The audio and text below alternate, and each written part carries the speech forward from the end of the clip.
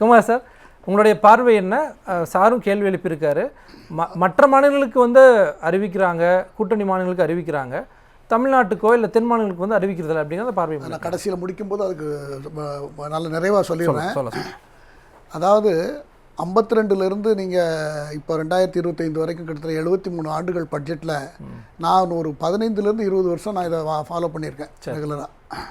அதில் எனக்கு இன்றைக்கி பெரிய மனநிறைவு என்னென்னா, எல்லா தரப்பு மக்களுக்கும், அதாவது ஒரு நாட்டில் எத்தனை வகையான மக்கள் வாழ்கிறாங்களோ அவங்க எத்தனை பேரையும் உள்ளடக்கின ஒரு பட்ஜெட்டாக இதை போட்டிருக்காங்க.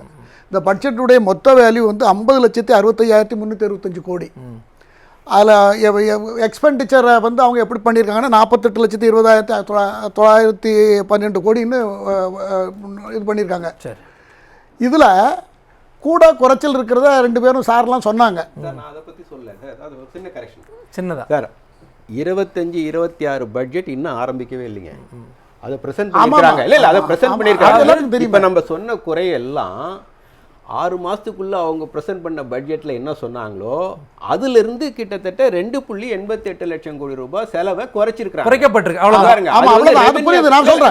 அது வந்து ரெவென்யூ அக்கௌண்ட்ல 1 லட்சம் கோடியும், கேபிட்டல் அக்கௌண்ட்ல முதலீட்டு செலவுல 1.84 லட்சம் கோடியும் குறைச்சிருக்காங்க. அந்த சூழ்நிலை ஏன் வருதுங்கிறத நான் சொல்றேன். ஆச்சா, இப்போ இதில் வந்து இந்த மிடில் கிளாஸ் மக்களுங்கிறது இன்றைக்கி 1 லட்ச ரூபாங்கிறது 1 லட்ச ரூபா நமக்கு தெரியும். நம்ம கட்டுற வரி, டேக்ஸு, வாங்குகிற பொருள் அத்தனையிலையும் நம்ம டேக்ஸ் கட்டிகிட்டு இருக்கோம். நமக்கு கிராஸாக நெட்டாக நீங்கள் டேக்ஸை கழிச்சிட்டு பார்த்தீங்கன்னா நமக்கு 50,000 ரூபா தான் நம்மளுக்கு பாக்கெட்டில் வந்து சேரும். அந்த அளவுக்கு எல்லா வகையிலும் நம்ம டேக்ஸ் கட்டிகிட்டு இருக்கோம். அப்போது இந்த மாதிரி சூழ்நிலையில் அந்த மிடில் கிளாஸ் மக்களுக்கு அவங்களுக்கு ஏற்கனவே 2005 எவ்வளோ இருந்தது எக்ஸ்பென்ஷன்? 1 லட்ச ரூபாயா இருந்தது. இன்னைக்கு 20 வருஷத்தில் அது 12 லட்ச ரூபாயா இருக்குல்ல. காலகட்டங்கள் மாறும்போது நிறைய விஷயங்கள் மாறுது. அதுதான் வருவாய், செலவினங்கள் எல்லாமே, விலைவாசி, சம்பளம், அன்னைக்கு இருந்த சூழ்நிலை, இன்னைக்கு இருக்கிற சூழ்நிலை எல்லாத்தையும் பார்த்து தான் ரொம்ப தெளிவாக நீட்டாக போட்டிருக்காங்க. அதே சமயத்தில் இந்த பட்ஜெட்னால 12 லட்ச ரூபா கொடுத்ததுனால ஒவ்வொருத்தருக்கும் ஒரு சேவிங்ஸ் அக்கௌண்ட் வாங்கி ஓப்பன் பண்ணி அதை தனியாக போட்டு வச்சா கூட அவங்களுக்கு ஒரு பெரிய தொகை சைடில் சேர்ந்துட்டு இருக்கும். அவங்களுடைய விருப்பம். இல்லை இதெல்லாம் சேவிங்ஸ் தானே சார். அவங்க பட்ஜெட் பத்தின கருத்தா வாங்க, அதுதான் நான் சொல்றேன். இல்ல அதனால அவங்களுக்கு என்ன நன்மைங்கிறது தான் நான் சொல்ல தனிப்பட்ட இது போயிடும் சார். நீங்க உள்ள வாங்க. தவிர சொசைட்டில என்னென்ன தேவை, எஜுகேஷன் சைடுல எடுத்துக்கங்க, ஐஐடி எடுத்துக்கங்க. ஐஐடியில் அதிகப்படியான மாணவர்கள், டபுள் மடங்கு மாணவர்கள் சேர்க்கறதுக்கு இன்ஃப்ராஸ்ட்ரக்சர் தயார் பண்ணியிருக்காங்க. அதே போல் நீங்கள் வந்து ரயில்வேக்கு 2,52,000 கோடி, ராணுவத்துக்கு 4.87 லட்சம் கோடி ரூபா, ராணுவ கட்டமைப்புங்கிறது நான் 2 வகையாக பேசலாம். இல்லை, கல்விக்கான நிதி குறைக்கப்பட்டிருக்கு. அப்படி கல்விக்கான நிதி கொஞ்சம் ஜாஸ்தி பண்ணியிருக்கலாம், அது எனக்கு மாற்றுக்கிறது இல்லை, பண்ணியிருக்கலாம். அது என்னால் வரவு 8னா செலவு 7,5 தானே இருக்க முடியும், இருக்கணும்னு தான் அரசாங்கம் அப்படி பண்ணியிருக்கிறது.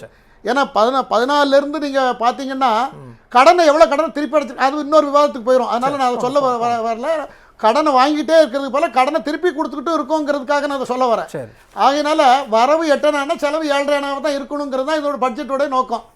அதனால் இந்த அரசே தொடர்ந்து இருந்து கொண்டு இருக்கிறது. இது 11வது வருஷம் ஆகிறது. இந்த அம்மையாருக்கு வந்து மொரார்ஜி தேசாய்க்கு அப்புறம் 8வது முறை நம்ம நிர்மலா சீதாராமன் அவர்கள் ஒரு ஒரு ஒரு ஒரு ஒரு ஒரு பட்ஜெட்டை வந்து ஒரு மாதா ஸ்தானத்தில் இருந்து ரொம்ப மிக அழகாக அவங்களோட தனிப்பட்ட பிரத்யேக ஆங்கிலத்தில் அழகான பட்ஜெட்டை அழகாக எடுத்து வைத்தார்கள். திருக்குறளை எடுத்து வைத்தார்கள்.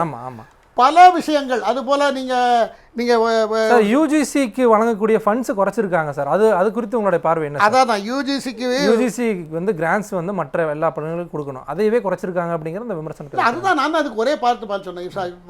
ஒன்றில் எல்லாத்தையும் திருப்திப்படுத்துறதுங்கிறது கொஞ்சம் கஷ்டம்தான். எல்லாத்தையும் திருப்திப்படுத்துறது தொடர்ந்து இந்த அரசு தான் இருந்து கொண்டு இருக்கிறது. சரி, கடந்த 10 வருஷமும் இந்த அரசு இருந்தது. எப்பப்போ என்னென்ன செய்தாங்களோ இப்போ வேற மாதிரி பிளானை கொஞ்சம் மாற்றிருப்பாங்க. எல்லாத்தையும் திருப்திப்படுத்தணும். அரசாங்கம் எல்லா அரசாங்கமும் பொதுத்துறை நிறுவனங்கள் ஒரு மிக முக்கிய பங்கு வகிச்சிருந்துச்சு இவ்வளோ நாட்கள். அதற்கு வந்து தொடர்ச்சியாக நிதி குறைக்கப்பட்டிருக்கு. மாநிலங்களுக்கான நிதி வந்து குறைக்கப்பட்டிருக்கு. இல்லை மாநிலங்களுக்கான நிதி வந்து குறைக்கப்படுது அப்படின்ட்டு தமிழ்நாட்டுடைய முதலமைச்சர் சொல்றாங்க, கேரள முதலமைச்சர் சொல்றாரு. அது வந்து இன்னும் 2 பேர் சொல்லுவாங்க, நாளைக்கு சொல்லுவாங்க. யார் 2 பேர்? மாநிலத்துறை முதலமைச்சர். இன்னைக்கு தமிழ்நாடு முதலமைச்சர் முடிச்சிட்டோம், கேரளா முதலமைச்சர் நாளைக்கு சொல்லுவாங்க. ஒருவேளை சொல்லான்னு சொல்லி இன்னும் சொல்லிக்கிட்டு இருப்பாங்க. மம்தா பானர்ஜி சொல்லியிருப்பாங்க, அரவிந்த் கெஜ்ரிவால் சொல்லுவார். இவங்க 4 பேர் கண்டிப்பா சொல்லத்தான் செய்வாங்க, எப்படி சொன்னாலும் சொல்லுவாங்க. அதனால அதாவது ஒரு பட்ஜெட்டை நம்ம நாடு, நம்ம நாட்டுடைய சூழல், நம்மளுடைய மக்கள் தொகை, நம்மளுடைய 2010-11 வருஷத்துக்கு முன்னால இருந்த நம்மளுடைய பட்ஜெட் வேல்யூ இன்னைக்கு அது எப்படி மாறி இருக்கு, இந்த ஆங்கிள் இதை நம்ம பார்த்தோம்னா இதை வந்து பாராட்டணும், மனமுகந்து பாராட்டணும். யாரா இருந்தாலும் சரி பாராட்டணும். பாராட்டிட்டு எனக்கு இதெல்லாம் தேவை இருக்குன்னு நம்ம சொல்லலாம், அது தவறே கிடையாது. ஆனால் இந்த பட்ஜெட் இதை விட சிறப்பான ஒரு பட்ஜெட் போட முடியாது என்பது என்னுடைய அடிப்படை கருத்து. சரி சார், இந்த பட்ஜெட்ல மத்திய அரசுக்கு இழப்பு 1 லட்சம் கோடி. அது இதை அப்போ மேக்கப் பண்றதுக்காக பண்ண முடியும் மத்திய அரசுக்கு. அவங்க எதை எப்படி பண்ணணும் அப்படிங்கறத தான் பண்ணிருக்காங்க. ஏற்கனவே 1 லட்சம் கோடி அவர் கரெக்டா சொல்றது. இங்க பாருங்க, அந்த அளவுக்கு எக்ஸ்பெண்டிச்சர் குறைஞ்சிருந்தா கூட நான் கேன் அண்டர்ஸ்டாண்ட், புரிஞ்சிக்க முடியுது. 1 லட்சம் கோடி ரூபாய் வருவாயில குறைஞ்சிருக்கு, செலவுல 1 லட்சம் கோடி ரூபாய் குறைஞ்சிருக்கு, நம்ம புரிஞ்சிக்க முடியும். ஆனா செலவுல 2.88 லட்சம் கோடி ரூபாய் குறையுது. அது சரி பண்ண முடியாது. அந்த வருஷம் போயிருச்சு. இல்ல அந்த வருஷம் 2024 போயிருச்சு. 2 கோடியை வந்து செலவு பண்ணாம ஏமாத்தி இருக்கு இந்த அரசு. இல்ல அது மட்டும் இல்ல அட்மினிஸ்ட்ரேஷன் எக்ஸ்பெண்டிச்சர் வந்து 58,000 கோடி இன்க்ரீஸ் பண்ணியிருக்கிறாங்க. ஸோ அதையும் சேர்த்துங்க, உள்ளுக்குள்ள இன்டர்னல் ரீஅலோகேஷனில் அட்மினிஸ்ட்ரேஷனுக்குன்னு வந்து 58,000 கோடி பட்ஜெட் அதிகப்படுத்திருக்காங்க 6 மாதத்துக்கு முன்னாடி சொன்னதுக்கும் இதுக்கும். ஸோ 1 லட்சம் கோடி ரூபாய் மீதி இப்போ 1.88 லட்சம் கோடி ரூபாய் எங்கேருந்து எதுக்கு குறைக்கிறீங்க? அப்போ எதுக்கு குறைக்கிறீங்கன்னா ஃபிஸ்கல் டெபிசிட்டை குறைக்கிறதுக்கு, அந்த ரேட்டிங் மார்க்கெட்டுக்கு வந்து ரேட்டிங் ஏஜென்சிஸ்லாம் நல்ல ரேட்டிங் வாங்கணும். அதை வந்து அப்போ மக்கள் பாதிக்கப்பட்ட பரவாயில்லைங்கிற மாதிரி தானே அது பட்ஜெட்டினுடைய அடிப்படை ஃபிலாசபி வந்து அவங்க தொடர்ந்து சொல்லிட்டு இருப்பாங்க, நான் மீன் பிடிக்க கற்றுக் கொடுப்போம், மீன் கொடுக்க மாட்டோம் அப்படின்ட்டு. அது வந்து இந்த அளவுக்கு எக்ஸ்ட்ரீமாக மோசமாக பொருளாதாரம் வீணாக போயிட்டு இருப்ப கூட எந்த ஸ்டிமுலஸும் எக்கானமியை ரிவைவ் பண்ணுறதுக்கு செலவு பண்ண மாட்டோம், செலவை குறைக்கிறோம் அப்படிங்கிறாங்கிறது தான். அதாவது இப்போ சார் சொன்னது ரொம்ப டெக்னிக்கலாக சொல்றாரு, அதை பார்க்கணும். நான் தெரியாம நான் அது மறுப்போ இல்லை எப்போ சொல்ல முடியாது, சொல்லக்கூடாது.